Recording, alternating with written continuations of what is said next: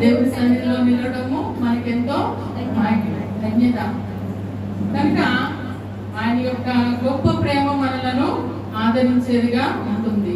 చూడండి, ఈ దినాన్ని మనమందరం కూడా దేవుని సన్నిధిలో కూర్చోవడానికి మనం గొప్పవారమనా మంచివారమనా మళ్ళీ మనం పరీక్షించుకుందాం. ఇందాక అయ్యగారు చెప్తూ ఉన్నారు, దేవుని మందిరంలో మనం ఏం చేయాలి? అర్పణలు అర్పిస్తూ ఉంటాం. సో ఆ అర్పణను అర్పించడానికి మనకి యోగ్యత ఉందా?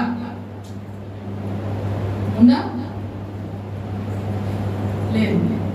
ఎలా లేదు అనంటే, ఇశ్రాయేలు ప్రజలు దేవుని మందిరానికి వెళ్ళడానికి పాత నిబంధన గ్రంథంలో ఇశ్రాయేలు ప్రజలు దేవుని మందిరానికి వెళ్ళడానికి ఎప్పుడు వెళ్ళేవారు? ప్రతిరోజు వెళ్ళేవారా? లేక ప్రతి వారం వెళ్ళేవారా? శుక్రవారం ఆదివారం వెళ్ళేవారా?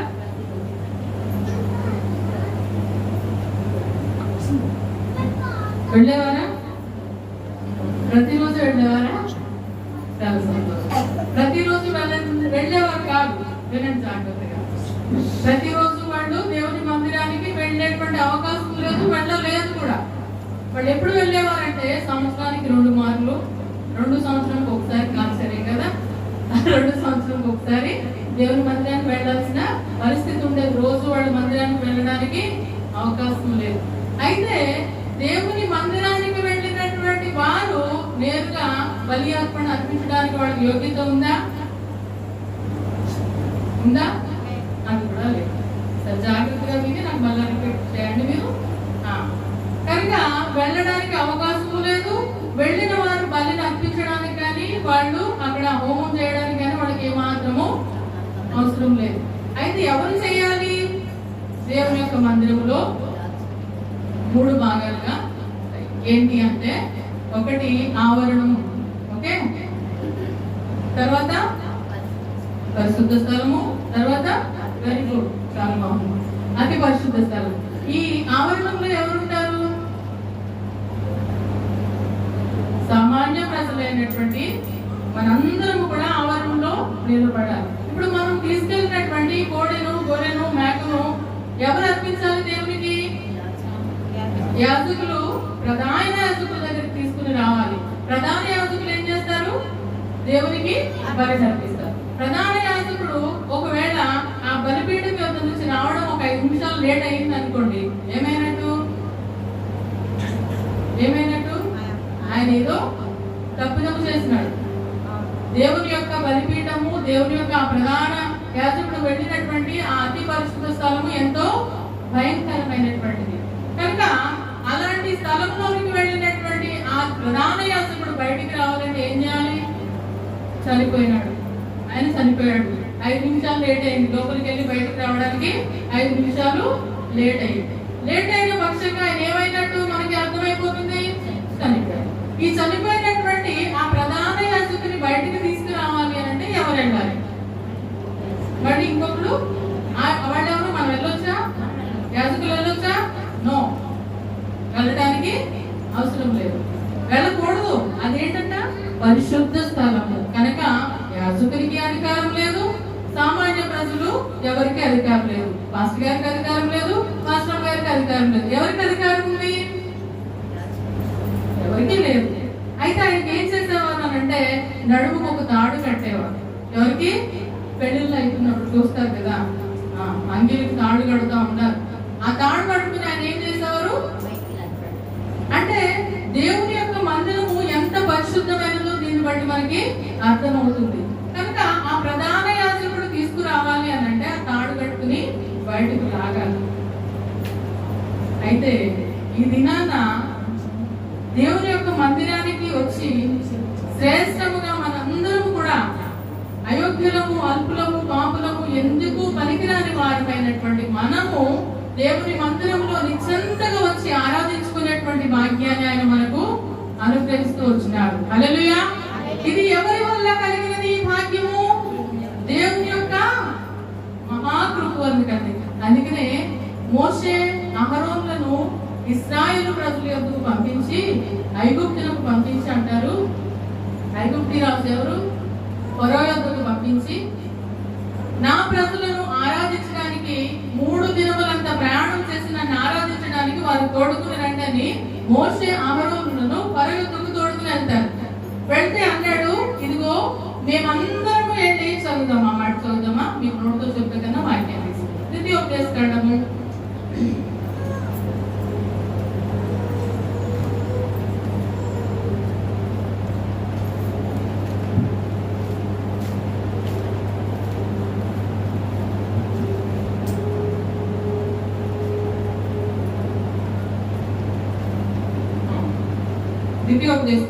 5వ అధ్యాయము 1-3 వచనాలు చదవండి.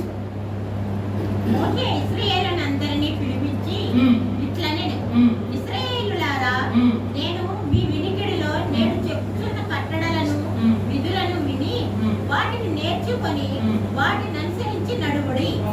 మన దేవుడైన యెహోవా హోరేబులో మనతో నిబంధన చేసెను.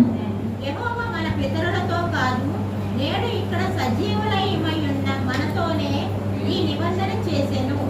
యెహోవా ఆ కొండ మీద అగ్ని మధ్య నుండి ముఖాముఖిగా మీతో మాట్లాడగా మీరు ఆ అగ్నికి భయపడి ఆ కొండ ఎక్కలేదు. చాలమ్మా, అది కాదు. ద్వితీయోపదేశకాండము 8వ అధ్యాయము 17-18 వచనాలు చదవండి. అయితే మీరు మా సామర్థ్యము, మా బాహుబలము, ఇంత భాగ్యము మాకు కలుగు చేసినని అనుకొందురేమో. కాగా ఈ దేవుడైన యెహోవాను జ్ఞాపకము చేసుకొనవలెను. ఏలయనగా తాను నీ పితరులతో ప్రమాణం చేసినట్లు తన నిబంధనను నేటి వలె స్థాపింపవలెను.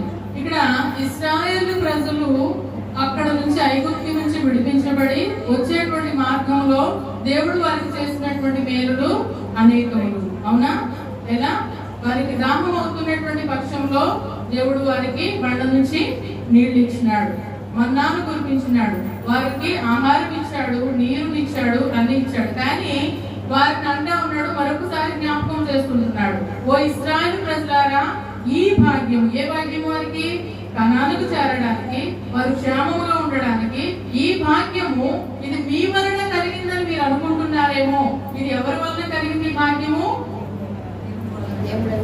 దేవుడైన యెహోవా వలన ఈ గొప్ప భాగ్యము మీకు కలిగినదని మరువకుడి అంటా ఉన్నాడు.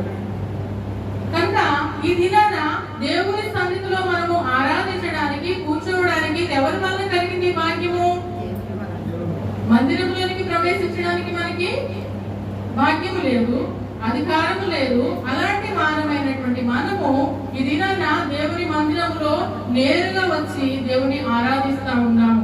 మనము ఎంత పాపులమైనప్పటికీ, ఎంత దోషులమైనప్పటికీ కూడా ఆయన దినమెల్ల మన కొరకు చేతులు చాపి మన కొరకే ఆయన వచ్చి ఉన్నాడు. ఈ భాగ్యము ప్రభు అయినటువంటి యేసుక్రీస్తు వారి శిలువ మరణము ద్వారా, లేక ఆయన మరణించిన తర్వాత ఆ మందిరపు తెర చిన్నగుడ్డ ద్వారా ఈ భాగ్యము మనకు కలిగినది. అవునా? కనుక ఇంత భాగ్యము ఇచ్చినటువంటి దేవాది దేవుణ్ణి మనము ఏ విధముగా ఆరాధించాలి, ఎలా ఆరాధించాలి అనేటువంటి మరొకసారి ఈ భాగ్యము మనకు కలిగింది కదా.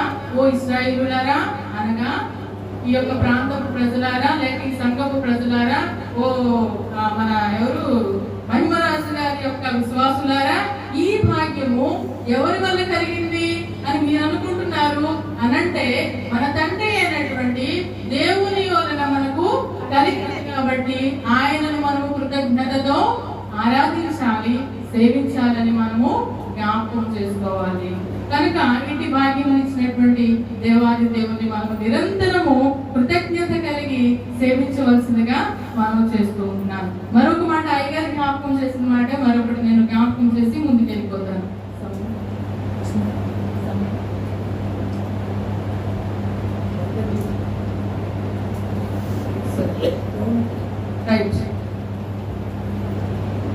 ఇప్పుడు ఈ విధమైనటువంటి భాగ్యము మనకు కలిగినది. ఇప్పుడు మనం ఎవరము? భాగ్యవంతులము. జ్ఞాపకం పెట్టుకున్నారా? మేడ నిధులుందో 10 కిలోల బంగారం ఉండేనో మనము భాగ్యవంతులు. అబ్బా, వారు గొప్ప భాగ్యవంతులు అంటారు కదా. ఎప్పుడు? బంగారం ఉన్నప్పుడు, ఆస్తి పాస్తులు ఉన్నప్పుడు వారు భాగ్యవంతులు. అయితే ఈ దినాన క్రీస్తుని బట్టి మనము దేవుని ఆరాధించుకోవడానికి భాగ్యవంతులు. హల్లెలూయా. ఇంటి గొప్ప కృపనిచ్చినటువంటి దేవాది దేవునికి స్తోత్రము చెల్లిస్తూ అది గొప్ప భాగ్యంగా మనము తీసుకుందాము. ఇందాక అయ్యగారు చెప్పారు, నశించుతున్న వారికి సిలువను కూర్చున్నటువంటి వార్త ఎలాంటిదంట? వెర్రితనము. చూద్దాం రండి. రాజుల గ్రంథము, 2వ రాజుల గ్రంథము 4వ అధ్యాయము 38 నుంచి 41 వచనాలు మనం చదువుకున్నట్లయితే,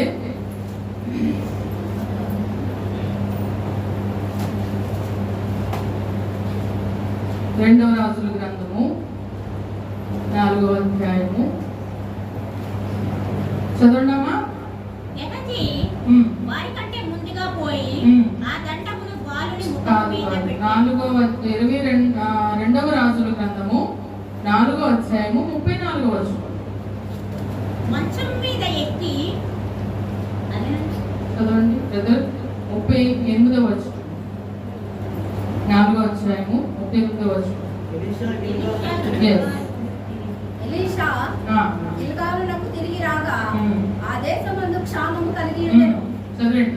ప్రవక్తల శిష్యులు అతని సమక్షమునందు కూర్చుండి ఉండగా అతడు తన పనివాణిని పిలిచి పెద్ద కుండ పొయ్యి మీద పెట్టి ప్రవక్తల శిష్యులకు కూర వంట చేయమని సెలవిచ్చెను.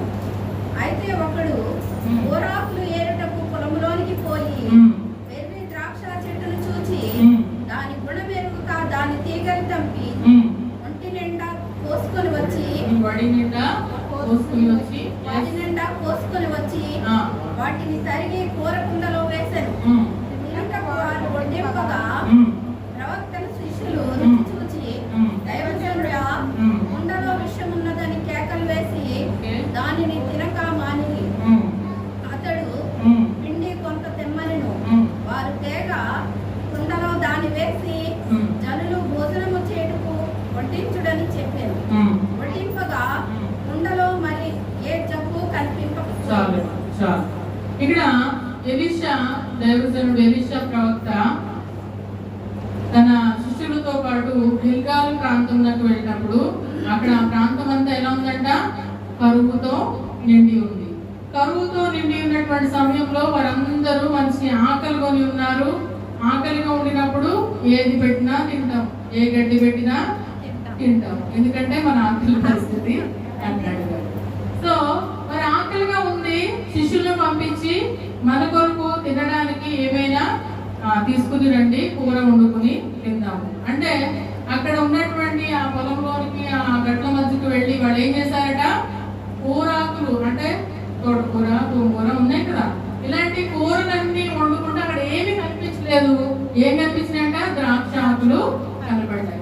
ఈ ద్రాక్ష ఆకులు తోడుకుని వచ్చి ఒడి నిండా వేసుకుని తెంపిన తర్వాత అందులో ఏముందంట? తెలియక, వారికి అదేంటో తెలియక వెర్రి ద్రాక్ష చెట్టు తీగను తెంపుకుని వచ్చిన తర్వాత వారు వంటకము చేశారు. ఆ వంటకం చేస్తే అదంతా ఎలా ఉందట? చేదుగా తెలియకుండా మనం వండుకుంటే ఎట్లా ఉంటుంది? చేదుగానే ఉంటుంది. అది ఎందుకు కూడా పనికిరానిది. అయితే ఈ చేదుగా ఉంది అనేటువంటి సంగతిని శిష్యుడు తిని, దైవజనుడా, అందులో విషం ఉంది, ఎవ్వరూ తినవద్దు అంటా ఉన్నాడు. అందులో ఏముందంట? విషం ఉంది, ఎవరు తినవద్దు అని కేకలు వేశాడు. అప్పుడు దైవజనుడు ఏం చేశాడు? కొంత పిండిని తెమ్మన్నాడు. ఏం పిండి అది? వరి పిండ, గోధుమ పిండ, వరి పిండి, గోధుమ పిండి, ఇంకా తోడు పిండి, ఇంకా జొన్న పిండి, ఇంకా మనకు ఏదొస్తుంది? అక్కడ ఏం రాస్తుంది? కొంత పిండిని తెమ్మన్నాడు, కానీ అది ఏ పిండో చెప్పలేదు. ఆ పిండి చేసిన తర్వాత, ఆ పిండి ఆ కుండలో వేసిన తర్వాత మరి ఏమన్నాడు?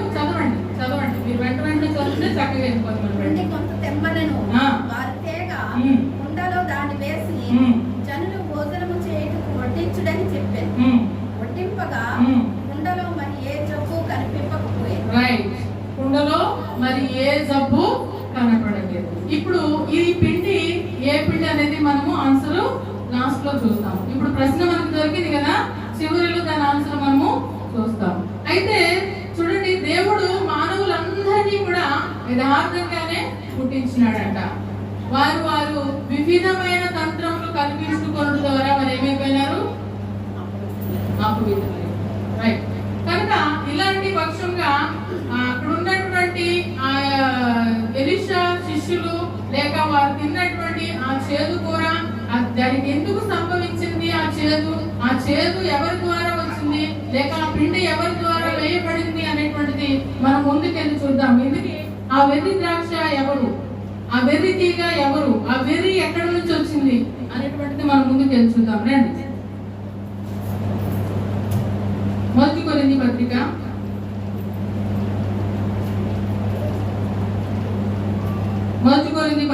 1వ అధ్యాయము 18వ వచనం. ఇందాక అయ్యగారు చెప్పిన మాట, సిలువను గూర్చిన వార్త నశించుచున్న వారికి వెర్రితనము గాని రక్షింపబడుతున్న మనకు దేవుని శక్తి. హల్లెలూయా. సిలువను గూర్చినటువంటి వార్త నశించుచున్న వారికి ఏంటంట? వెర్రితనముగా ఉంది. అది రక్షించబడినటువంటి వారికి దేవుని మహాశక్తి ఉన్నది. ఇప్పుడు ఇక్కడ వెర్రివారు ఎవరు? వెర్రివారు? సిలువను గూర్చినటువంటి వార్తను వినని వారు, స్వార్థను అంగీకరించకపోయిన వారందరూ కూడా వెర్రివారే. సిలువను గూర్చినటువంటి వార్తను అంగీకరించినటువంటి మనకు ఆ యొక్క వార్త ఎలా ఉందంట? మహాశక్తిగా ఉందంట. ఇక్కడ ఎవరు వెర్రివారు అంటున్నాడు? చూడండి, మనుషులను దేవుడు యథార్థవంతులుగానే పుట్టించాడు, కానీ వివిధమైన తంత్రములు కల్పించుకునుడు చేత మానవుడు ఏమైనాడు? వెర్రివారిగా తయారయ్యాడు. ఆ వెర్రివారు ఎవరు అనంటే, సిలువను కూర్చున్నటువంటి వార్త సువార్తను అంగీకరించిన వారందరూ కూడా వెర్రివారని దేవుని వాక్యం స్పష్టంగా తెలియజేస్తుంది. మరొక మాటను చూద్దాము. అదే మొదటి కొరింథీ పత్రిక 2వ అధ్యాయము 14వ వచనం. ప్రకృతి సంబంధి అయిన దేవుని ఆత్మ విషయములను అంగీకరింపడు, అవి అతనికి వెర్రితనముగా ఉన్నవి.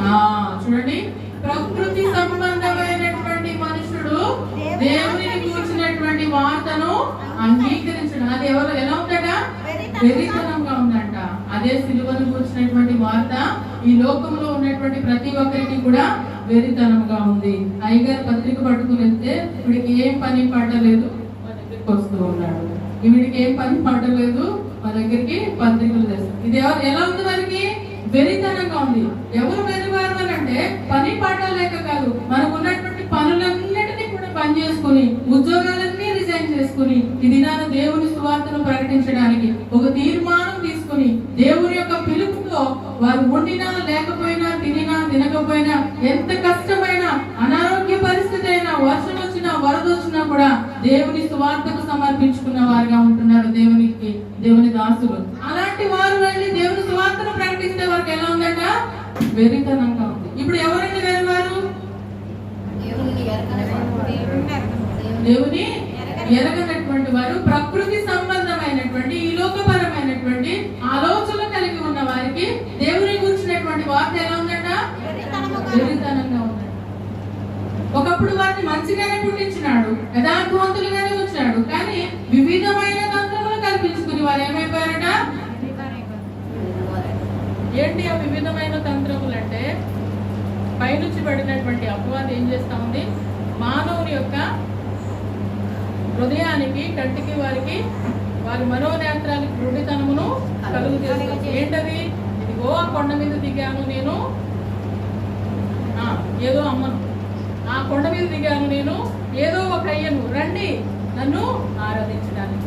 అయితే ఈ ఆరాధించే వాళ్ళందరూ కూడా ఏంటంట? అక్కడ తెలిసి ఉన్నాడు ఎవరు? అప్పన్న బాబు. ఇక్కడ తెలిసి ఉన్నాడు ఎవరు? సత్యబాబు. అక్కడ ఉన్న వాళ్ళు ఎవరు? శ్రీను. ఇదంతా ఎవరు చేసుకున్నటువంటి రాజ్యము? సాతానుడు పరలోకములో తోయబడిన తర్వాత ఈ లోకంలోనికి దిగిపోయి అక్కడ దిగి, ఇదిగో నన్ను ఆరాధించండి అని తన రాజ్యాన్ని కట్టుకుంటూ ఈ రోజు వెర్రి వారిగా ఏమి ప్రయోజనం ఉంది అందులో? రాత్రంతా నలబడి వేసుకుని పడుతూ ఉంటారు, గెలుతూ ఉంటారు, కొట్టుకుంటూ ఉంటారు. ఏమి ప్రయోజనము? వారికి ఎలా ఉందంటే, అది ఎందుకు అలా తయారయ్యారు అని అంటే, వెర్రితనము. జీవము లేనటువంటి వారి కోసము వారు పరుగులు ఎడుతూ ఉన్నారు, వెర్రి వారిగా తయారయ్యారు. వాళ్ళు కల్పించుకున్నటువంటివి అవి కదండి.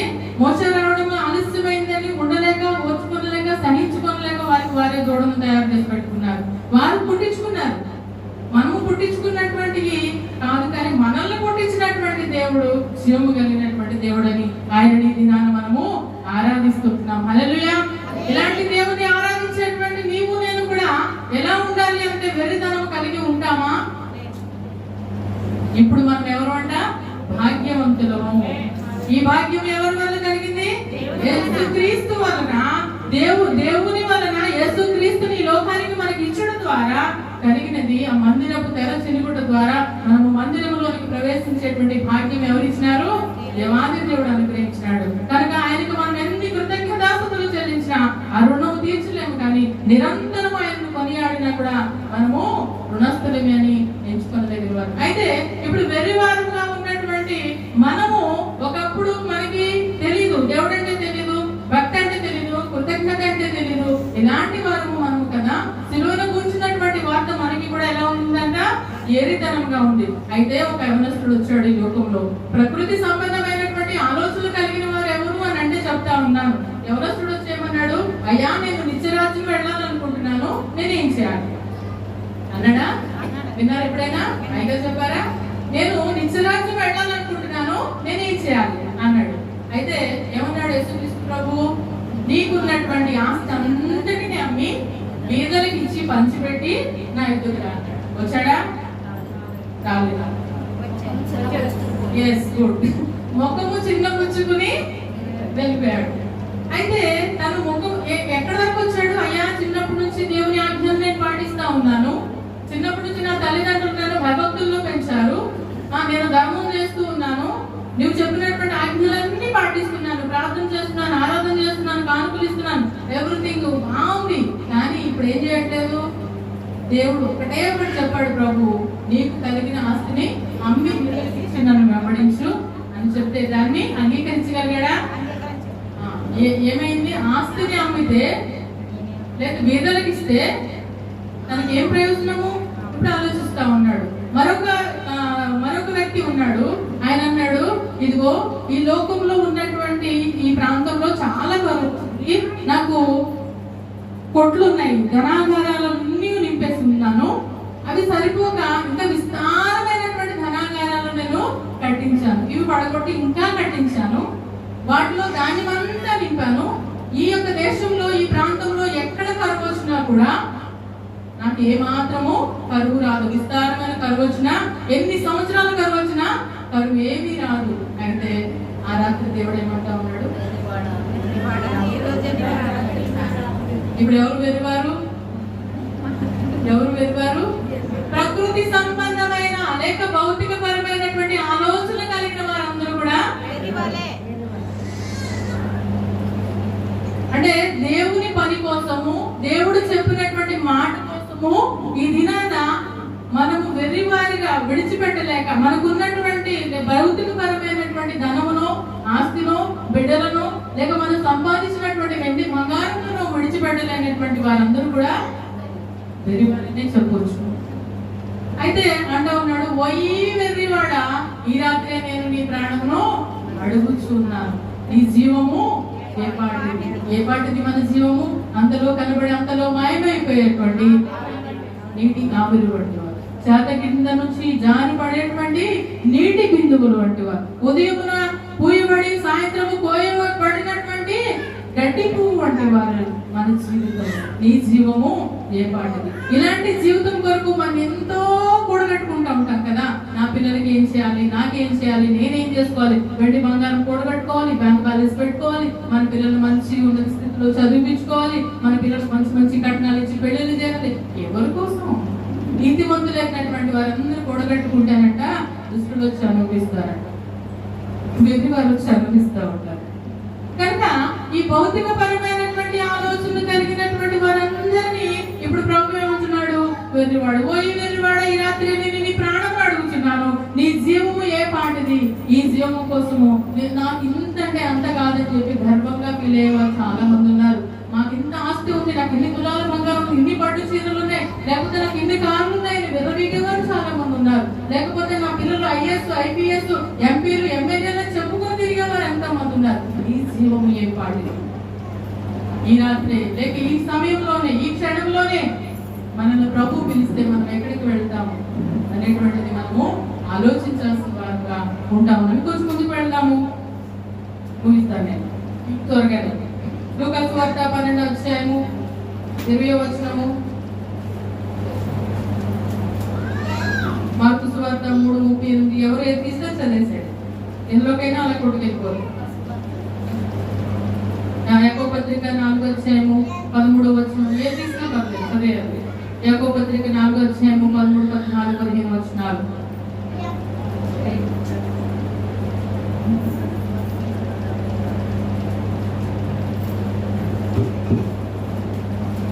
తీసారా? ఒకటైనా తీసారా? ఏం తీయలేదు? లూకా 12వ అధ్యాయము 20వ వచనం, మార్కు సువార్త 8వ అధ్యాయము 36వ వచనం. అయితే దేవుడు వెలివాడా, ఈ రాత్రి చదివేసామని మార్కు సువార్త 8:36.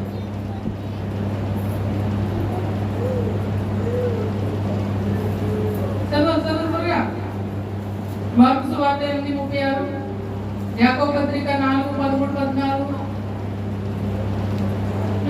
ఒకడు సర్వలోకము సంపాదించుకొని తన ప్రాణమును పోగొట్టుకొనుట ఏమి ప్రయోజనము? యాకోబు పత్రిక 4వ అధ్యాయము 13, 14 వచనాలు.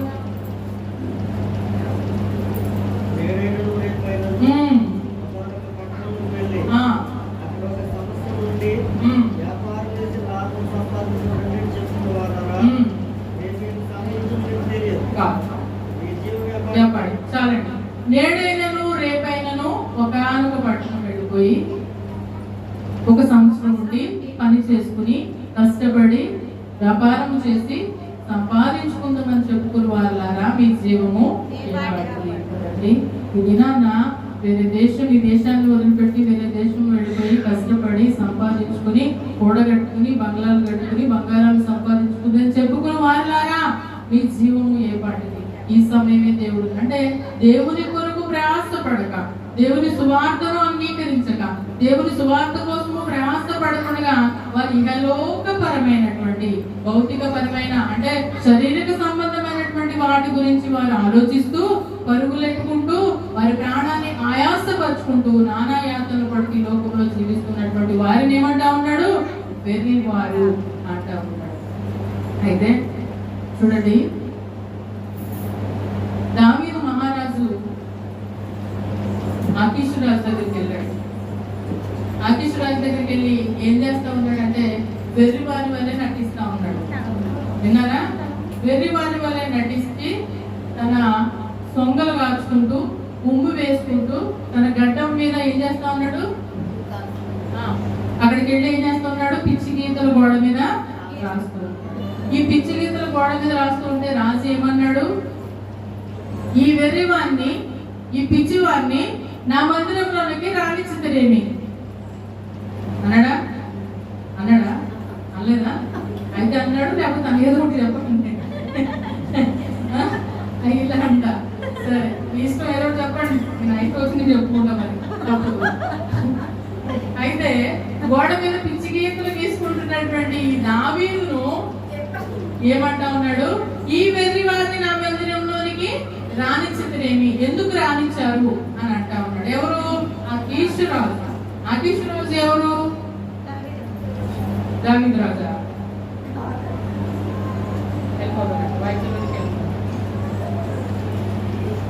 మొదటి సమయాల గ్రంథము 21వ అధ్యాయము 13వ వచనం చదవండి. గుర్తుపెట్టుకోండి, అండర్లైన్ చేసుకోండి, మీరు రాసుకోండి, తర్వాత మళ్ళా చదువుకోండి గుర్తుంటే. చదవండి. మొదటి సమయాల గ్రంథము 21వ అధ్యాయము 13, 14, 15 వచనాలు.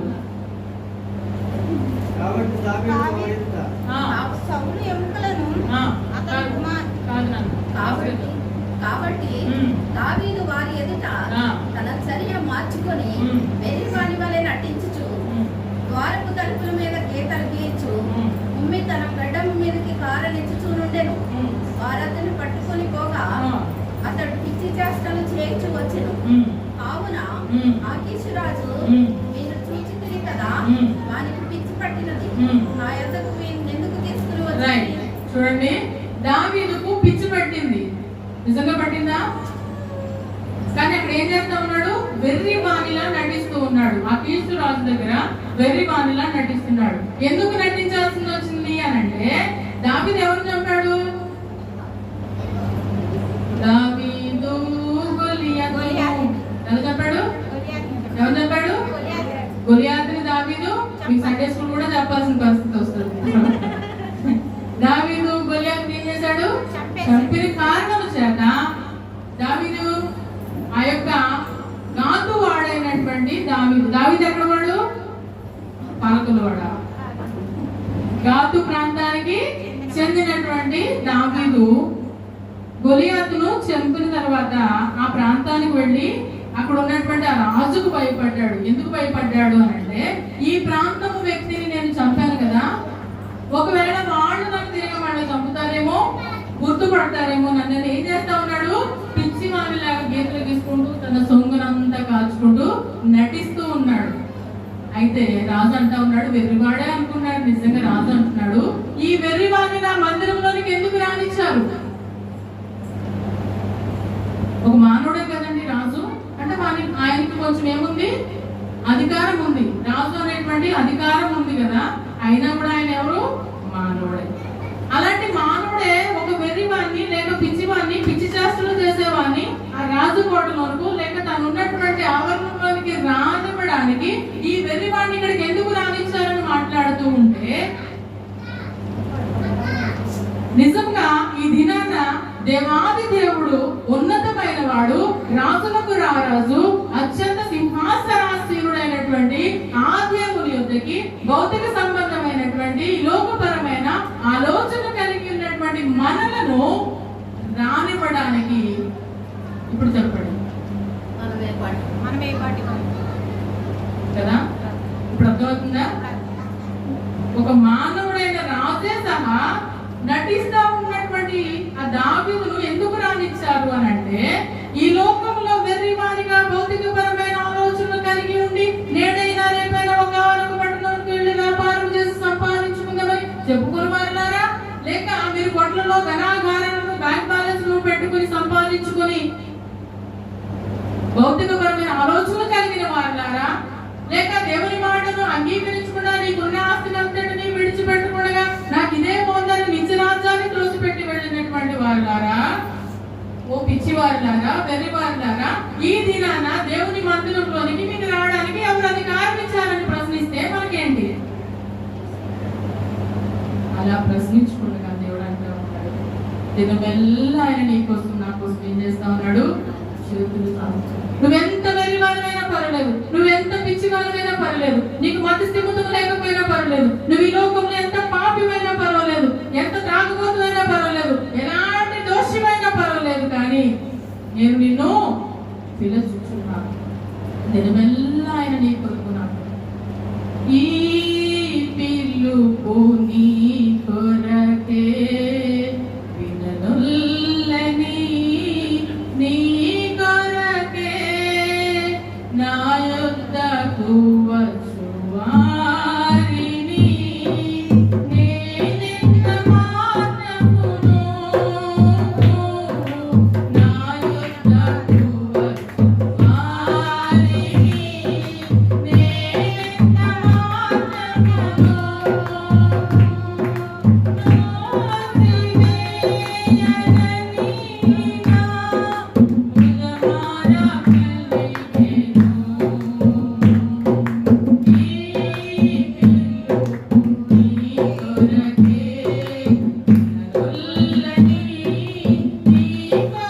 మాత్రమును దేవుని సువార్తని దినాన్ని మనం అంగీకరించేవారుగా ఉంటున్నామా? విననోళ్ళని ప్రజలుగా ఉంటున్నామా? విననోళ్ళని ప్రజలారా మీకు శ్రమ అంటా ఉన్నాడు. ఎంతకాలం ఈ లోకంలో ఇంకా విచారాలతో మీరు బ్రతుకుతూ ఉంటారు. ఈ లోక సంబంధమైన భూ సంబంధమైన వాటి కొరకు ప్రాకులాడుతూ ఉంటారు, పరుగులాడుతూ ఉంటారు. ఇదిగో నేడైనా నువ్వు రేపైనా ఒకనొక పట్టణం వెళ్ళి లాభం సంపాదించుకున్నావు చెప్పుకుని వాళ్ళారా వస్తా ఉన్నారు, ప్లేట్ లో సముద్రంలో మునిగిపోయింది. ఏమైంది?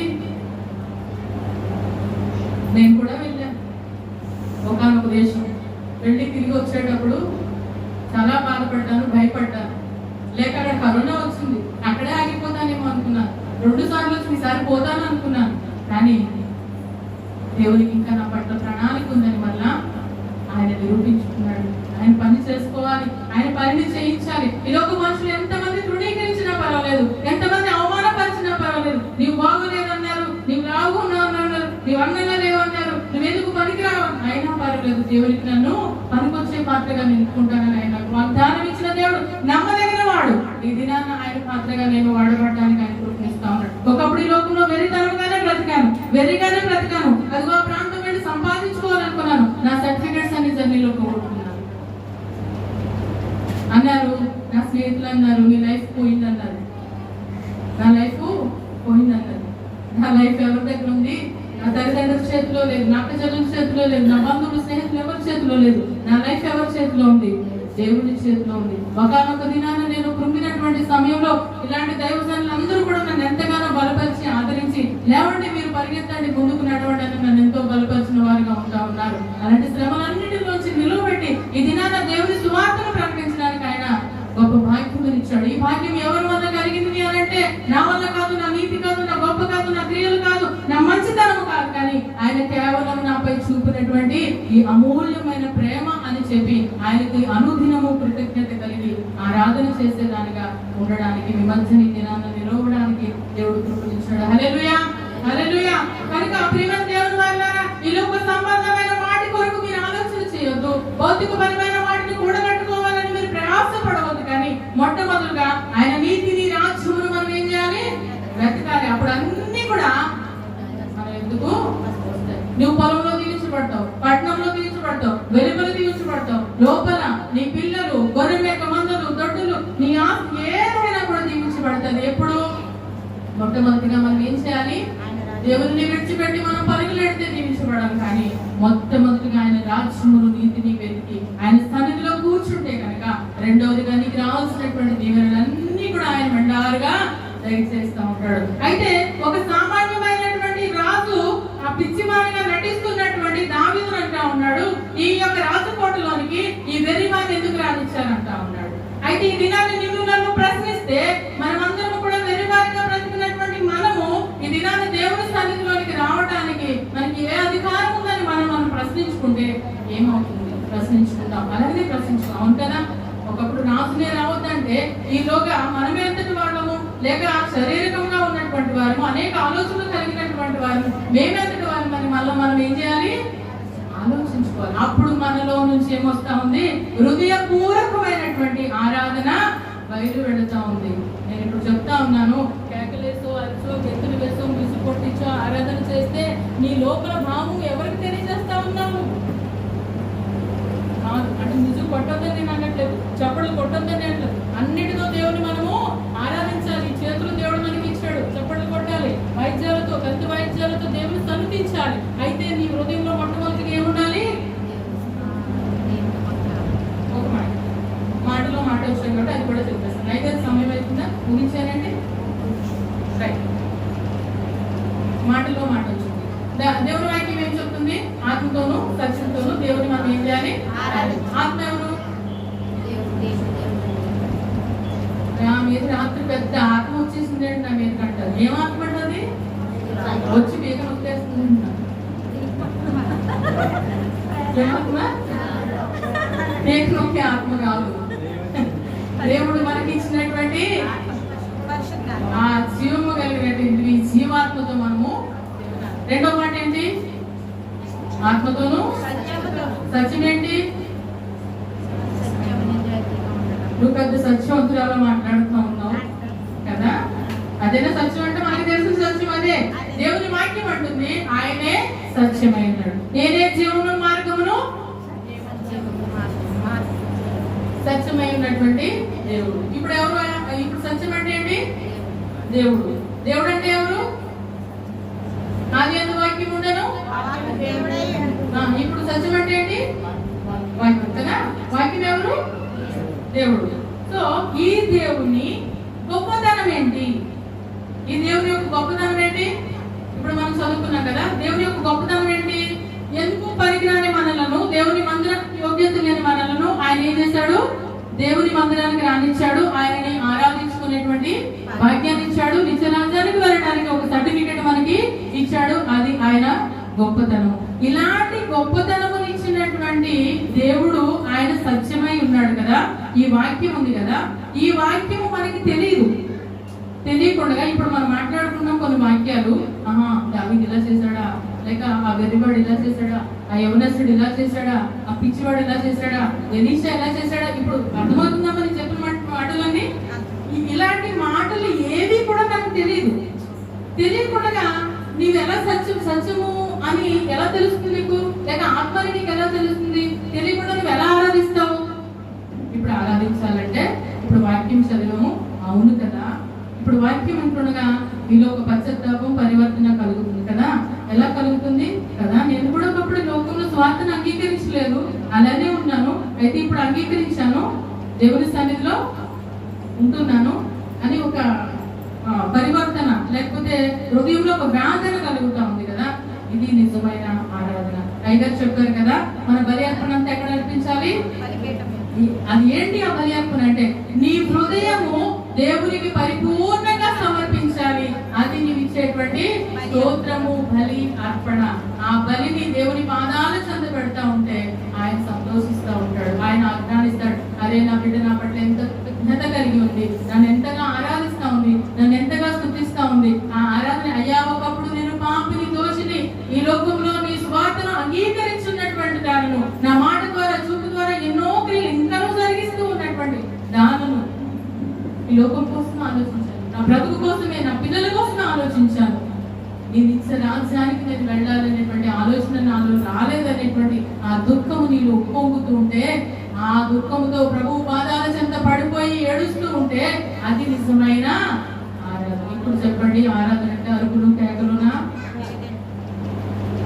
సత్యమైనటువంటి దేవుని చేత పట్టుకుని నీ హృదయ పరివర్తనతోటి, నీ హృదయము ఒక మెచ్యూరిటీ కావాలి, చెందాలి. స్కూల్కి వెళ్ళినటువంటి పిల్లలు టీచర్ చెప్పినటువంటి పాఠము వింటారో లేదో, వాడికి సరైనటువంటి అవగాహన ఉందో లేదో, నిజంగా పాఠం అర్థమైన వాడు చక్క ఎగ్జామ్స్ లో చక్క ఇది ఇలా ఉంది కదా, సో దేవుని వాక్యము నా కోసం ఇలా చెప్తుంది కదా అనేటువంటి ఆ యొక్క హృదయ పరివర్తన నీవు చెందినప్పుడు ప్రభుని ఎలా ఆరాధించగలవు?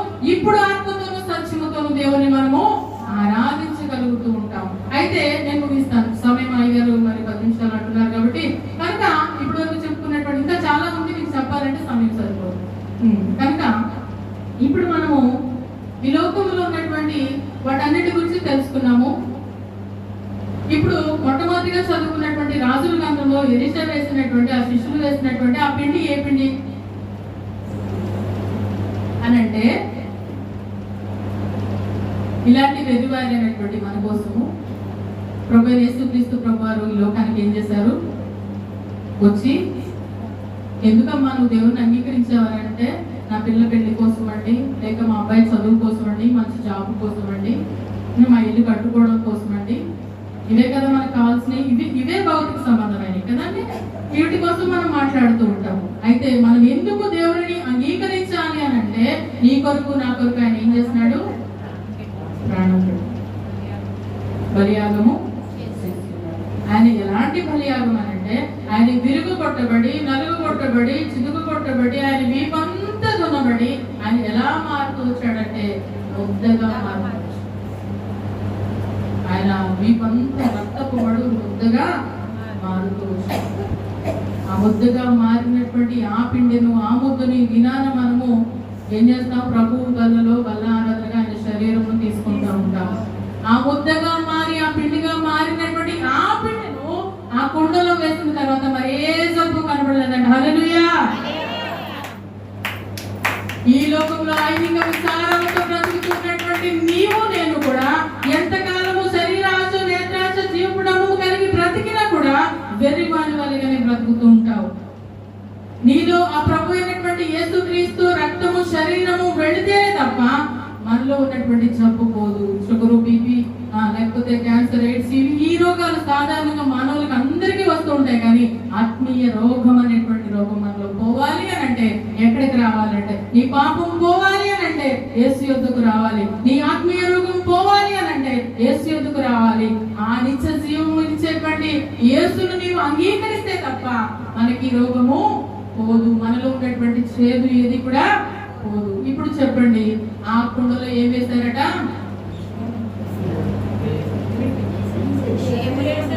ఏం కుండ అది? చదవదు కదా. వాళ్ళు ఏమైనా తీసుకొని మరొకసారి జ్ఞాపకం చేస్తే ముగించేస్తాను, అయిపోయింది. మరొకసారి జ్ఞాపకం చేస్తే, ఎందుకంటే చెప్పిన వాక్యానికి అర్థంగా పోనవడం నాకు ఎక్కడ ఇష్టం ఉండదు. ఒక్కడైనా కూడా ఆ వాక్యాన్ని బలంగా విని దాన్ని మననం చేసుకుని ఒకప్పుడు నా జీవితం ఇది, నేను ఇదని పరిశీలన చేసుకోవడమే చాలా మంచిది. కనుక ఆ యొక్క చేదు కూరలు అందులో పుట్టిన తర్వాత వారు ఎరగగానే వేశారట. ఈ దినాన ఎరిగి కూడా మనం తప్పు చేసేవారుగా ఉన్నాము. ఈ చేదు మనలో ఎప్పుడు పోతుందంటే ఆ యొక్క పరమ తండ్రి అయినటువంటి యేసుక్రీస్తు యొక్క ఆ యొక్క ముద్ద మనలో పడితేనే కానీ ఈ కుండ ఏంటంటే ఓటి కుండ వంటి వారము మనము. ఎవరండి మనం? ఎవరము?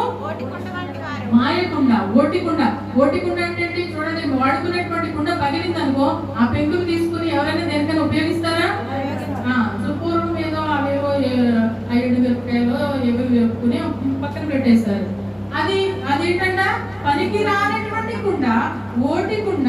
నీవు నేను కూడా ఈ కుండలో ఉన్నంతసేపు, ఎప్పుడు ఈ లోకంలో ఉన్నంతసేపు ఓటి కుండ వల్లే బ్రతుకుతూ వచ్చాము. ఎప్పుడైతే యేసుక్రీస్తు వారి యొక్క రక్షణ, యేసుక్రీస్తు వారి యొక్క నిత్య జీవానికి వెళ్ళేటువంటి మార్గము మనకి దొరికిందో, ఈ దినాన మనం ఏమైపోయినాము? పరిశుద్ధమైనటువంటి పాత్రలుగా, పరిశుద్ధమైనటువంటి కుండగా, మరి ఏ జబ్బు లేనటువంటి వారంగా ఈ దినాన మనము మార్చబడుతూ వచ్చినాం, మలుచబడుతూ వచ్చినాం. మరొకసారి జ్ఞాపకం చేస్తున్నాను, ఈ లోకంలో ఉన్నటువంటి ప్రతి ఒక్క అవిధేయతలు కలిగి ఉంటే గనక మనలో ఈ చేదు ఎన్నటికీ పోదు, ఆ జబ్బు ఎన్నటికీ కూడా పోదు. కనుక ఈ జబ్బు అంతా పోవాలంటే మనలో ఏం కావాలి? ప్రభువైన యేసుక్రీస్తును సొంత రక్షకునిగా అంగీకరించడమే కాదు, ఆయన చెప్పిన వాటన్నిటిని మనము అనుసరించి. యవనస్తుడు చెప్పినప్పుడు వినలేదు, వెనక్కి వెళ్ళిపోయాడు, నిత్య జీవాన్ని కోల్పోతూ వచ్చినాడు. అలాగే లోకపరమైన ఆలోచనలు కలిగి ఉన్నటువంటి మనం ఎన్నటికీ కూడా మనలో జబ్బును తీసుకోలేము. కానీ యేసుక్రీస్తును సొంత రక్షకునిగా అంగీకరించి ఆయన కొరకు మనము బ్రతికే వారంగా ఉంటేనే మనలో ఉన్నటువంటి చేదు పోయి. మరి ఆ ముద్ద వేసిన తర్వాత ఏ పిండి ఇప్పుడు చెప్పండి? వరి పిండ, గోధుమ పిండి. ఇప్పుడు చెప్పండి ఏ పిండి వేసారు అందులో? బాగా అర్థమైంది తల్లిగారు, దేవునికి స్తోత్రం. యేసుక్రీస్తు వారు మన కోసము నలగొట్టబడి ముద్దగా మార్చబడినటువంటి ఆ ముద్ద మనలో ఉంటేనే తప్ప మనలో ఉన్నటువంటి చేదును పోగొట్టుకొని మరి ఎవ్వరికీ సాధ్యం కాదు. ఏ డాక్టర్ వల్ల సాధ్యం కాదు, ఆ పరమ డాక్టర్ వల్లే సాధ్యం. అయితే ఆయన ఉచితంగా అనుగ్రహిస్తా ఉన్నాడు. ఏంటది? మనం ఏమో వెల చెల్లించామా? మనం ఏమైనా డబ్బులు ఇచ్చామా దేవుని మందిరానికి రావడానికి, రక్షణ పొందడానికి? మనం ఏమైనా కొన్ని కోట్లు ఇచ్చామా? ఈ లోకంలో అన్ని చేయడానికి కోట్లు ఖర్చు పెడతా ఉంటారు. కానీ మనకి ఉచితంగా ఆయన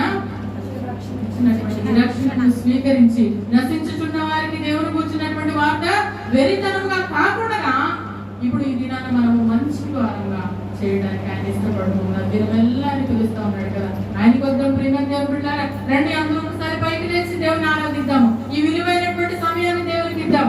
వాక్యములు వినినటువంటి దాన్ని బట్టి, అయ్యా ఒకప్పుడు ఈ లోకంలో నేను పాపిగాను, లేక ఎందుకు పనికిరానటువంటి ఓటుకుండగా మిగిలిపోయానయ్యా, అలాంటి కుండలోనికి నీవు ప్రవేశిస్తూ వచ్చావు, లేక అలాంటి ఈ యొక్క జీవితంలోనికి నీవు వచ్చి ముద్దగా మార్చబడి చేదైనటువంటి నా బ్రతుకును విలువనిచ్చి చేతులు సమస్తమును తొలగించి అందరూ స్తోత్రము చేద్దాం. దేవుని ఒక్కసారి ఆరాధిద్దాం. ఆయన ఆరాధించడానికి దినాన్ని వచ్చాం, ఆయన ప్రార్థించడానికి కాదు. ప్రార్థన అనుదినము మనం ప్రార్థిస్తూ ఉంటాం, లేక అనేకమైన విషయాలు మనం అడుగుతూ ఉంటాం. వాటన్నిటి కోసము కాదు, కానీ పరిశుద్ధంగా పరిపూర్ణంగా ఆయన సన్నిధికి మనం అందరము చేరి హృదయ బలి అర్పించడానికే ఆయన సన్నిధికి మనం వచ్చినాం. స్తోత్రం, స్తోత్రం, స్తోత్రం. మన స్వరాలు విప్పి, అయ్యా నా బ్రతుకున్నప్పుడు ఇలాంటి బ్రతుకును మార్చినావయ్యా, ఇలాంటి జీవితంలోనికి నీవు వచ్చినావయ్యా. ఎంత గొప్ప దేవుడో ప్రభా, నేనే మాత్రము దానను, నాకు ఏ మంచి ఉన్నది? ఏమీ లేదు. కానీ నీ ఉచితమైన ప్రేమ చూపున, నీ ఉచితమైన కృప చూపున అయ్యా ప్రభా మనం రక్షించుకున్నావు ప్రభా. అందరి బట్టి నీకు స్తోత్రం చెల్లిస్తున్నా, నేను ఆరాధిస్తున్నానయ్యా. నువ్వు గొప్ప దేవుడు అని నేను నుండి కూడా ఈ లోకంలో జ్ఞానంగా బ్రతుకుతూ వచ్చినాను. నా జ్ఞానం తొలగించి ఈ దినాన్ని సన్నిధిలో ప్రవేశపెట్టినావు. అందువల్ల నేను స్తుతిస్తా ఉన్నాను. హల్లెలూయా, హల్లెలూయా. స్తోత్రం, స్తోత్రం. స్తోత్ర బలి, స్తోత్ర బలి తండ్రి దేవానికేనయ్యా. స్తోత్ర బలి, స్తోత్ర బలి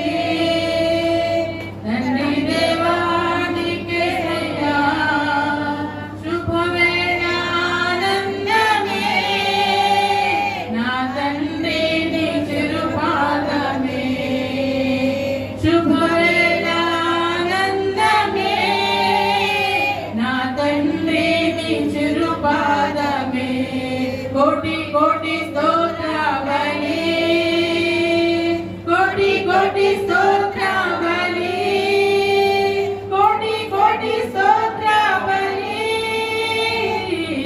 కోటి కోటి స్తోత్ర బలి తండ్రి దేవానికి నయ్యా శుభవేళ ఆనందమే నా తండ్రి నీ చిరుపాదమే శుభవేళ ఆనందమే నా తండ్రి నీ చిరుపాదమే. సర్వోన్నతుడైన దేవా, సర్వకృపానిధి అయిన తండ్రి, నీ పరిశుద్ధమైన నామమును బట్టి ఇదిగో ప్రభు ఇది నాని పాదస్థానంలో మమ్మల్ందరినీ నడిపిస్తూ వచ్చిన నానా చేదు కుండలో ప్రభా, ఈ కోటి కుండలో చేదైన బ్రతుకుతూ ఉన్నటువంటి మమ్మల్ని ఎందు కుండల వల్ల నింపుతూ వచ్చిన పరిశుద్ధమైన కుండల వల్ల నింపుతూ వచ్చినావు, పవిత్రపరిచావు, పరిశుద్ధపరిచావు. నాన్న నీ నామమును బట్టి నీవిచ్చిన ఆ త్యాగమును బట్టి నేను స్తుతిస్తూ ఆరాధిస్తూ ఉంటున్నానయ్యా. చూపిన ప్రేమ ఏమి ఇవ్వగలవు? నా హృదయం అంతా, నా జీవితం అంతా, నా బ్రతుకంతా నీ సన్నిధిలో గడిపిన కూడా ఆ భాగ్యము అరుణము నేను తీర్చలేదు. అయ్యో ప్రభా, అందుని బట్టి నేను స్తుతిస్తూ ఆరాధిస్తూ కనపరుస్తూ ఉంటున్నాను. ఇటు గొప్ప భాగ్యం ఇచ్చి నా వ్యాధిని తొలగించి, నా బాధను తొలగించి, తన నిత్య రాజ్యానికి నన్ను వారసును చేస్తున్నందుకు నీకు స్తోత్రం చెల్లిస్తున్నాను.